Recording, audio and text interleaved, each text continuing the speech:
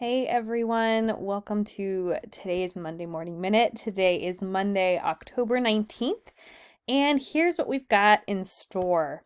So, first, I'd love to just preview this week's reading. It's actually only just one reading there. And then we'll talk about critical response number 5, and then a gentle, non pushy reminder that we have an optional synchronous class session coming up this Wednesday.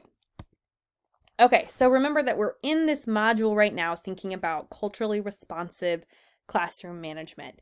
And we've talked, last week we had a conversation around this idea that, teachers are people too, from that Stark article, and just reflecting on the fact that the biases that we find generally in society are ones that teachers have too. Just because we're teachers doesn't mean that necessarily we are any more enlightened than the average Joe. And that has a lot of implications for us, right? It means that we need to be extra vigilant about our privilege, about the limitations of our perspective, about our implicit bias, etc.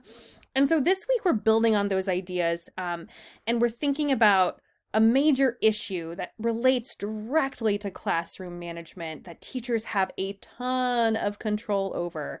And it's this idea of what Marcucci calls hyper-disciplining. So she's making an argument against this term discipline gap, which is another term that is used essentially to describe the gap in how often Black and brown kids are disciplined versus their white counterparts. Now, she does, in case these ideas or this concept is a bit new to you, she does cite several studies that you could totally look up that actually show that we know from research, from people sitting in classrooms and marking misbehavior, just doing nothing else but watching for misbehavior and taking notes about it, that Black and brown kids do not misbehave more than their white counterparts. That's not accurate. What is accurate, though, is that Black and brown kids are caught way more often. They are punished way more harshly. And that contributes to what Marcucci calls hyper disciplining. So as she points out, decades of research has shown that despite controlling for misbehavior, Black students are still disciplined more. She talks about school discipline as an ecological and a structural phenomenon, one that, as she says, is created by and reciprocally creates macro systemic phenomena like anti-Blackness and punitive justice. And this all ties into this larger concept that I assume you've probably heard of before, this idea of the school to prison pipeline. Now, Marcucci does not talk about this specifically, but again, just thinking about our own roles in the classroom, because Black and brown kids are disciplined more harshly, their encounters with the carceral system often come sooner. And again, this is, of course, unfair and unjust. And so it's just, again, something to reflect upon as we think about classroom management, as we think about classroom discipline. And so it's a pretty short article. It's just an opinion piece.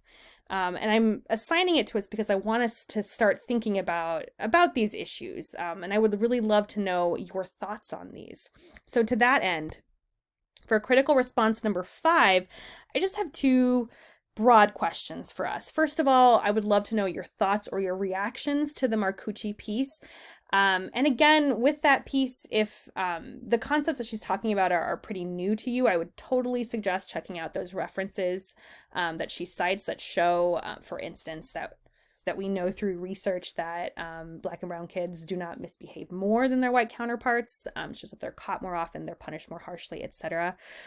So again, that reference section is just a wealth of knowledge and resource if you're so interested. And then secondly, what is the role of the teacher in eliminating the hyper-disciplining of students of color? So again, thinking about our own roles and being as reflective as we possibly can be about our own power, our own authority within the classroom. Even if it's an authority that we don't necessarily want, that we don't feel super comfortable with, it is one that we nonetheless possess. So how can we eliminate or lessen, greatly reduce this phenomenon of hyper-disciplining? So your initial post for critical response number 5 will be due on Thursday per usual, and then 2 follow-ups on Sunday. And then last thing, just a gentle reminder that we do have an optional synchronous session coming up on Wednesday at our normal class time of 4:15. 100% optional, totally cool if you come, totally cool if you don't. We will be talking about the Marcucci piece. We'll meet for about 45 minutes to an hour, I estimate.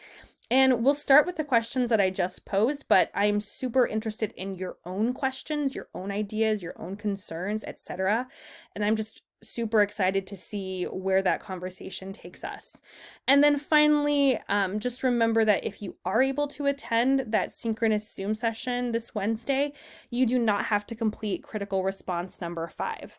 So your attendance and participation in that conversation on Wednesday counts as your completion of critical response number 5, if that makes sense. All right, you all have a wonderful week. I hope to see some of you on Wednesday. Again, no pressure if you don't want to make it or can't make it. But yeah, take care.